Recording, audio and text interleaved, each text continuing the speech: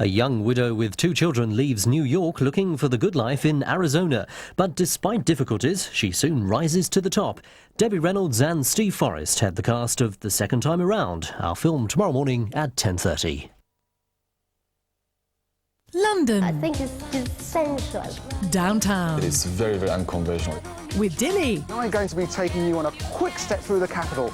Journey through the vibrant cultures and lifestyles of London's unique cosmopolitan communities. Not only have a wonderful wife, but I have a sensational mistress, which is the tango. It's wonderful to be alive and wonderful to be interested in people. The capital and its people in the new series of Dilly Downtown, tonight at 7:30 on Carlton. Well, next this Tuesday lunchtime on Carlton, a look at what's making the news in London today. Clear! Medics returns It's like we've got him back, Dilly. with affairs of the heart. It is over, Gavin. It was over months ago. Does Robert Nevin know that? Whatever's happening between you and Claire, I wish you'd leave me out of it. How have you been coping? I try never to think about it, Ruth. It just makes things harder. New colleagues, new conflicts. I'm really rather good. Helen Lomax, Professor. Senior Consultant in Plastics. I'm really very good. Medics, tonight at 9 on Carlton.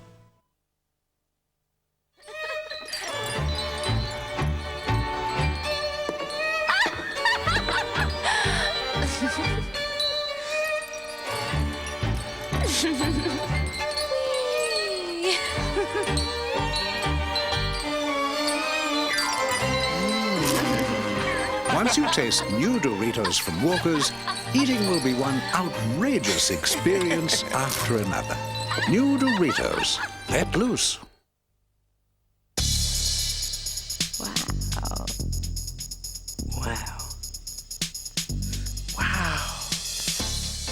New Arm & Hammer Baking Soda Toothpaste Natural Cleaning Power gives your whole mouth a terrific fresh from the dentist feeling of clean. Try it.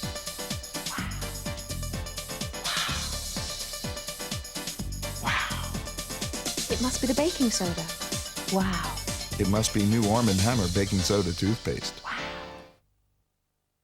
Can I help you? Yes. I'd like to see the manager. I bought this silk blouse here and look. It's faded already. How did you wash it? In my machine, a cool wash with my usual powder. Ah, right temperature, but probably the wrong powder. You should try Dreft Automatic. It's safer on silk. We've ruined this silk blouse so that you can protect yours. After 5 washes, you can see the difference. Forgotten something, madam? Yes. You convinced me. Don't take chances. Dreft is safer on silk in your machine. Funny looking soap. Not as funny as you. Anyway, it's not soap. It's Biactol. Helps keep my spots under control. But you're not spotty. That's because I use Biactol every day. But why if you're not spotty? Because I don't want them back. Oh, why? Look, bacteria in the skin cause spots. Biactol kills more bacteria than ordinary soap. In fact, it's twice as effective. Looking good. So could you. Daily washing with Biactol beats soap at beating spots. I thought I'd give this other brand a try, but I wasn't happy. As a mother and at the nursery, I use Pampers Baby Dry because I found nothing better for keeping the children dry and happy. With the other nappies that I tried, Freya was fine to begin with. we got out all the paint and she was enjoying herself. She started getting miserable. I didn't expect it to be the nappy, but it was. Her skin was almost clammy. It made me wish I'd stayed with Pampers Baby Dry. Only Pampers Baby Dry has this unique Baby Dry layer. Look how it speeds wetness away from your baby's skin, faster than this other nappy. Nothing's better for keeping baby dry. I won't be changing from Pampers now. I've never found a better nappy. With the Pampers Baby Dry, my daughter is always happy. Pampers Baby Dry, for drier, happier babies. I love lemon in my tea. And now there's lemon fairy for the dishwasher. I can have that fresh lemon smell in my dishwasher too. Open your door to a fresh lemon smell. Soft, silky hair that's full of life. Vidal Sassoon launches the new collection. Great new styling shampoos and conditioners. Instead of limp and greasy, Vidal Sassoon's new enriched conditioners are in a water base. They condition without greasiness, leaving hair feeling clean, silky, and full of life. For Sassoon conditioned hair at home, the new collection by Vidal Sassoon. Do you know know if one of your employees is holidaying in Spain this year? Because the last person they'd expect to see is you, their boss. Do you fancy surprising them? Boo! Well, there's going to be fun in the sun with GMTV in Spain from July the 25th. So if one of your employees is heading for the Spanish sun trap of Torremolinos, Benidorm, Aqua Blava or Tossa de Mar, then we can help you catch them out. when they least expect it. To find out more, drop us a line to Boss on the Beach, GMTV, London, SE99 7AA.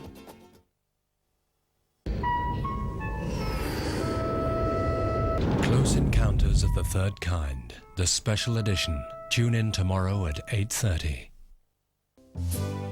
In 10 minutes, the national and international news. First, a little closer to home, we find out what's happening in London today.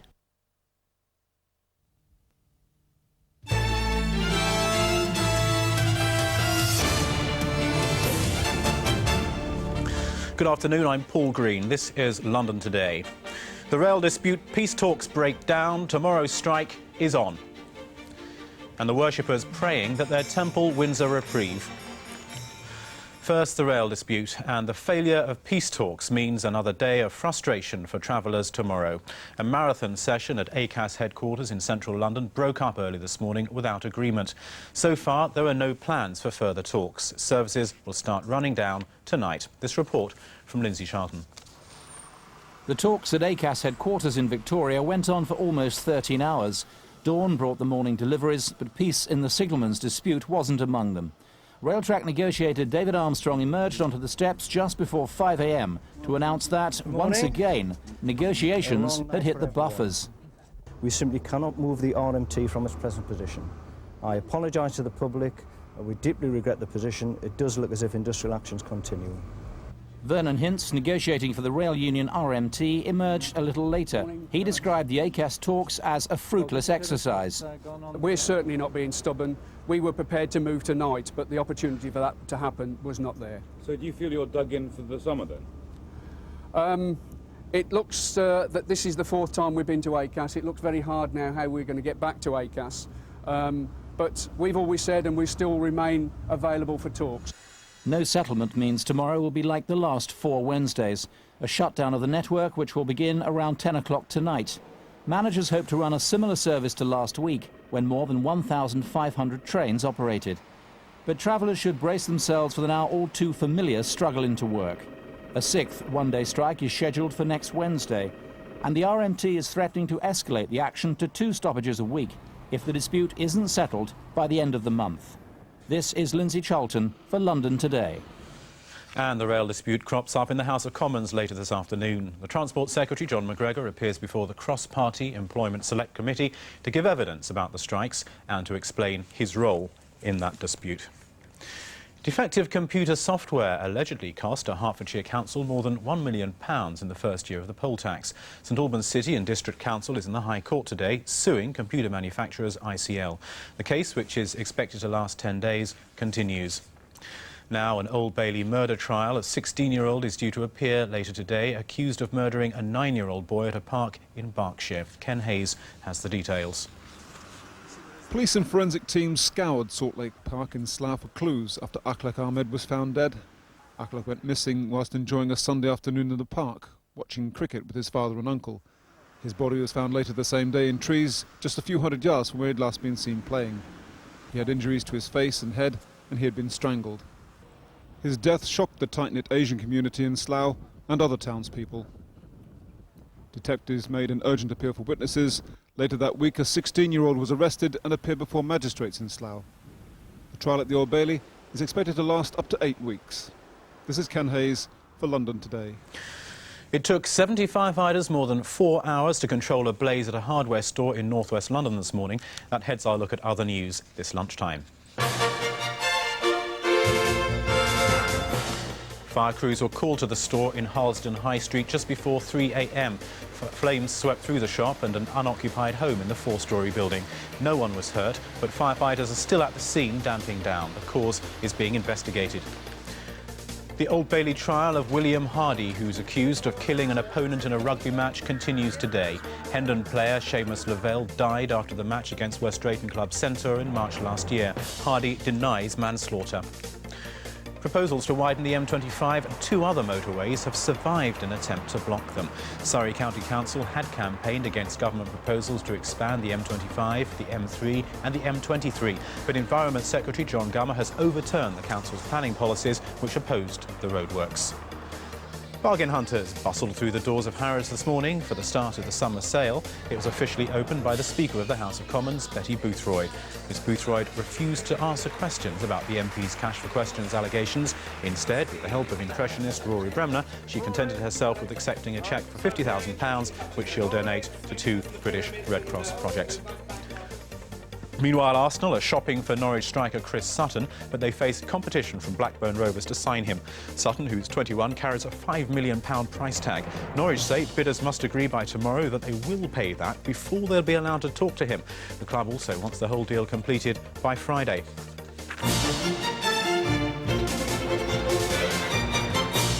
The fate of Britain's most important Hindu shrine is due to be decided by a council in Hertfordshire later today. Hertsmere Council will vote on a proposal to build a new driveway to the temple in Lechmore Heath near Watford.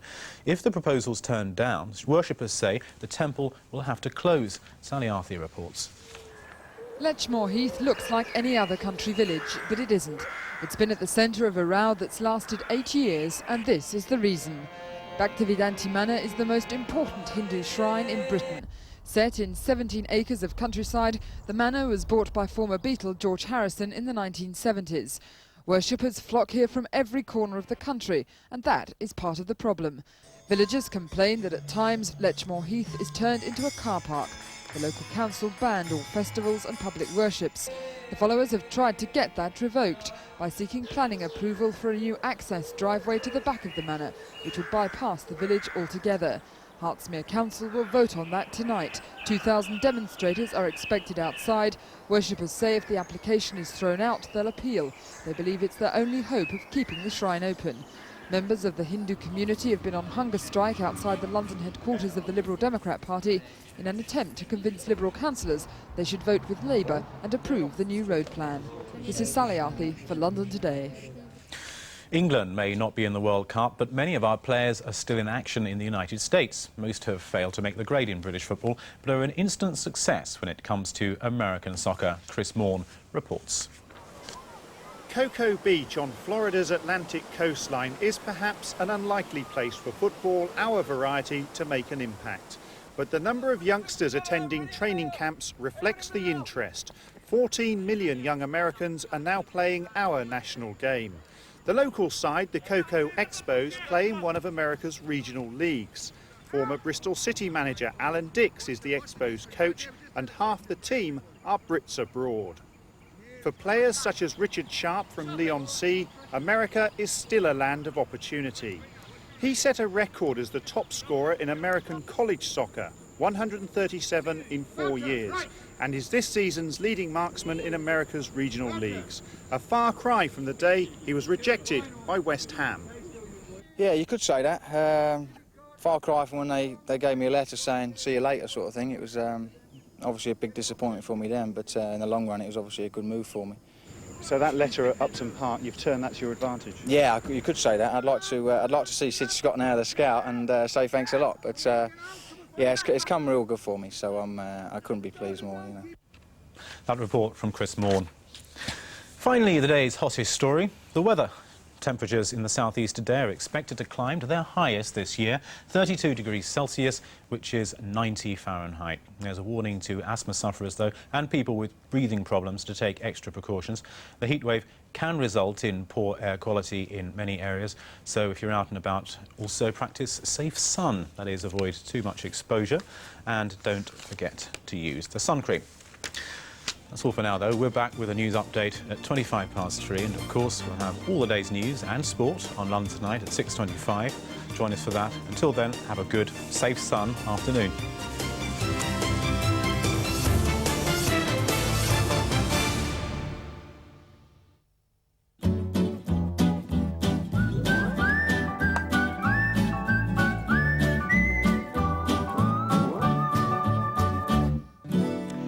Well, the London skyline certainly had the look of Athens about it this morning, very hazy, and already very early on those temperatures were 2 degrees warmer than yesterday. We are due to set a high of 90 degrees Fahrenheit today, that's 32 degrees Celsius. Now, there is a front on the horizon. It's quite a narrow one. It's slicing through Scotland, Northern Ireland and Wales there. It's not going to affect us today, but all that stuff coming in from the west could bring some thundery business by tomorrow night. This is the picture we're looking at for this afternoon. Look at that, sunshine everywhere. It's warmer today, of course, because those winds are almost non-existent. This is the picture tonight. It's going to be dry and clear, foggy in places, and very muggy.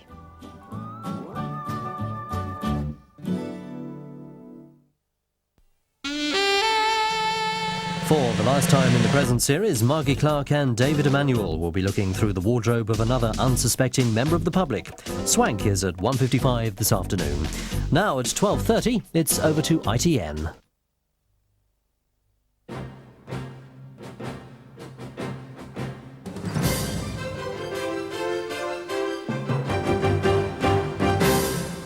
Hello, welcome to Tuesday's Lunchtime News. The main developments so far today. More misery for rail passengers. Tomorrow's strike is on with the threat of 2 stoppages a week to come.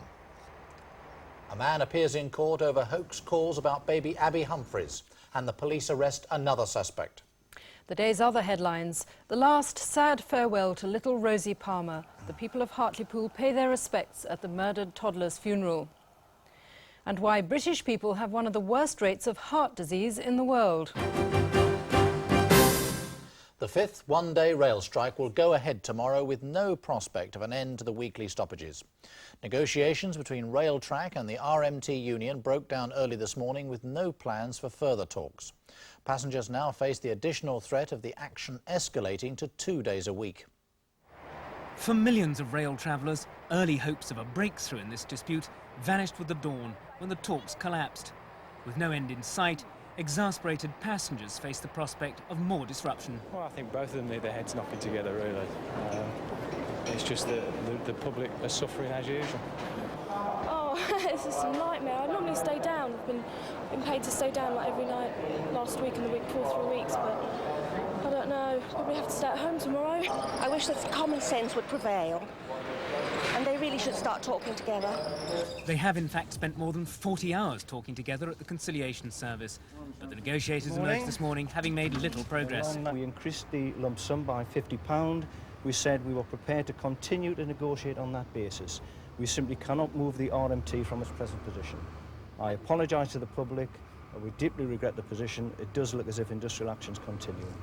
We were prepared to talk. We were even prepared to put documents on the table, but I'm afraid it was a fruitless exercise, I'm afraid to say. With the unions to step up their action after next week, there seems little basis for a resumption of talks. There were more than 12 hours of talk, some of them face-to-face here in this room, yet they collapsed on the same issue which has bedeviled so much of the discussion here at ACAS. The unions insist they must have money up front to recognise past productivity gains, which Railtrack has always said is something they're simply not prepared to concede. And though Railtrack's board was meeting this morning to consider its position after the collapse of the talks, it's clear there won't be any progress unless more money can be found. Given government public sector pay restraint, that possibility looks remote. Mark Webster, ITN, Central London. A man has just appeared in court in Nottingham charged in connection with making hoax telephone calls about the kidnap of baby Abby Humphries.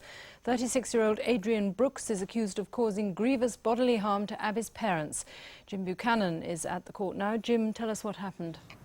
Well, Adrian Brooks has just appeared in the dock. He's a 36-year-old married man from Gloucester. He's unemployed. He was arrested there yesterday by police following up leads from a man calling himself Gary, who phoned the Crime Stalker programme last week, claiming that he knew where Abby Humphries was. Well, the police traced those calls to a house in Gloucester and arrested Adrian Brooks. Now, he's accused, somewhat unusually, of causing Abby's parents grievous bodily harm. It's a much more serious charge than simply wasting police time, and it's thought to reflect the distress and anxiety caused to Karen and Roger Humphries. And what about the inquiry itself? Are the police any nearer tracing the baby? Well, the inquiry continues. 130 officers are now on the case. That's double the amount there were last week. There was another news conference this morning, and the man leading the hunt said although the inquiry had been plagued by a number of hoax callers, there's been another arrest in Preston in Lancashire where a man's now being questioned for wasting police time. He says despite those hoaxes, he does want the public to keep phoning in if they have even the slightest information about where Abby Humphries is. That was their message at the start of the inquiry, and that's their message today. Jim Buchanan, thank you. The funeral of the murdered toddler Rosie Palmer took place in Hartlepool this morning. The service was held at the Salvation Army Citadel where she went to Sunday school. Around 1,000 mourners who couldn't get into the packed building stood outside in brilliant sunshine. Rosie, who was 3, was killed after she went to buy an ice cream near her home. The last time Rose Palmer left her front door, it was into the hands of a cruel and violent death. Few parents can expect to bury their own child, a child healthy, happy and so close to home, a child whose death touched everyone on Hartlepool's headland, a child whose final journey took her through the streets where she played, to the chapel where she came to Sunday school, and where this morning she was remembered. I do believe many, if not all of us, whether inside this hall or whether standing outside the hall, just cannot fully grasp the fact that we meet today to say farewell to Rose Palmer. She was always a bright, a happy little girl who was full of life. The service had been specially put together to appeal to the youngsters Rosie knew. Her mother, Beverly, led the mourners to a private burial service at a church nearby, a moment of family grief in a day when the whole of this town has shown its feelings. Certainly 1,000 came, maybe more. A local man charged with her murder is due in court again early next month. Jonathan Munro, ITN, in Hartlepool. Workers from Britain's 6th naval base